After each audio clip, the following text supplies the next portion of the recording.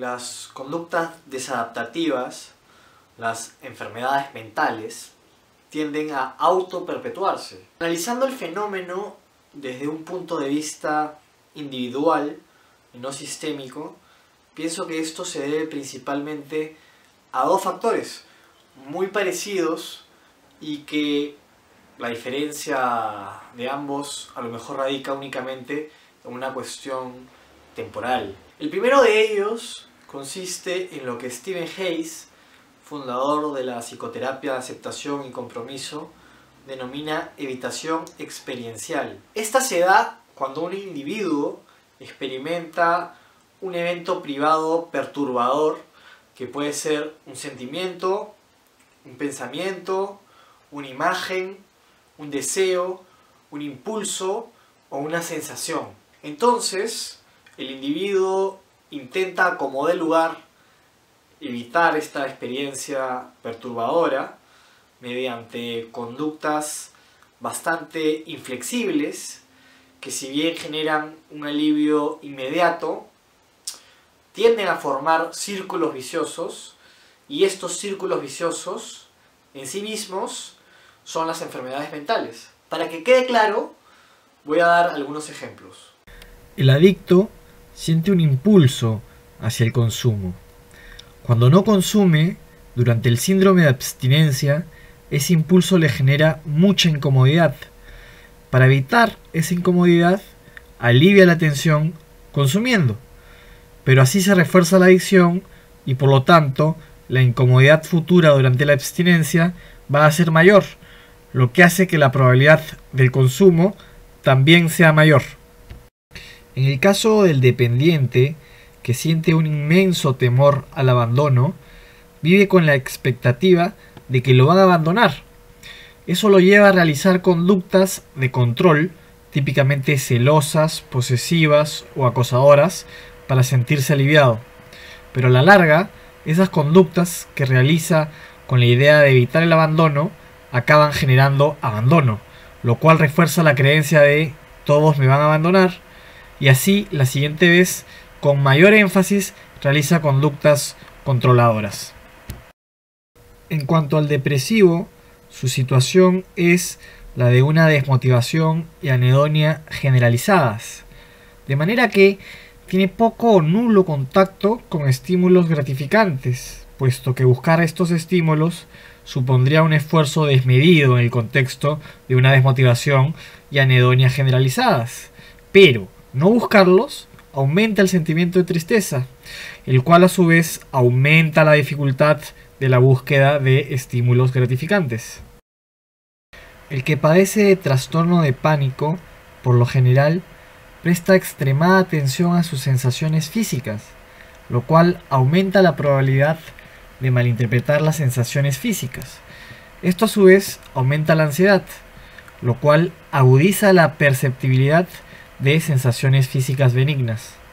Nótese que la evitación experiencial se realiza de manera inconsciente y que la función de la conducta evitativa consiste en rechazar el dolor a toda costa, pero acaba generando una situación paradójica porque termina creando un dolor mayor, que además tiene la capacidad de autorreproducirse.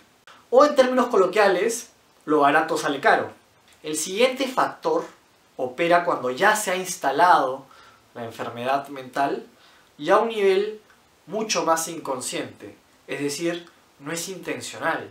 Se denomina ganancia secundaria, término acuñado por Sigmund Freud para aludir a los beneficios colaterales que trae toda enfermedad mental y que de cierta manera la vuelven atractiva para el paciente. Es decir, el paciente conscientemente quiere salir de la enfermedad, pero sin darse cuenta evita salir de ella porque los síntomas, aunque sean muy desagradables, traen consigo unas ganancias indirectas que se perderían si los síntomas desaparecieran.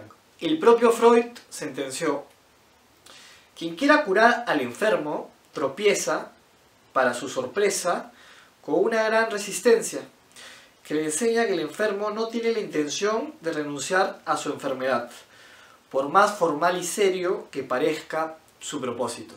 Así se forma una inercia, ¿no? Un equilibrio que resulta muy difícil de romper. Y a diferencia de la evitación experiencial, la ganancia secundaria puede variar mucho de un individuo a otro con una misma psicopatología y va a depender mucho de su contexto. Sin embargo, para facilitar una comparación entre ganancia secundaria y evitación experiencial, voy a dar ejemplos típicos de ganancia secundaria utilizando las mismas psicopatologías. Muchas adicciones son incompatibles con el trabajo. Inclusive en la etapa de rehabilitación, cuando se institucionaliza al adicto, no puede trabajar.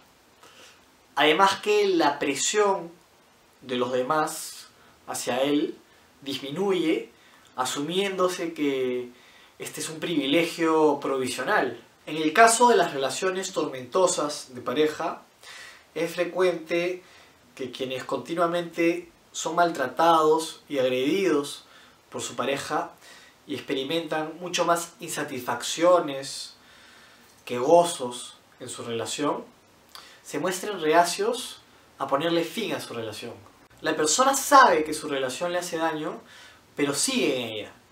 Probablemente porque le teme a la soledad o porque siente que necesita de una persona que la proteja de las amenazas que hay en el mundo, o porque considere que no va a poder conseguir una pareja físicamente más atractiva o económicamente, o porque conciba que su valor como persona radica en el hecho de tener pareja y crea que va a ser muy difícil que logre conseguir otra, etc. Hay muchas razones.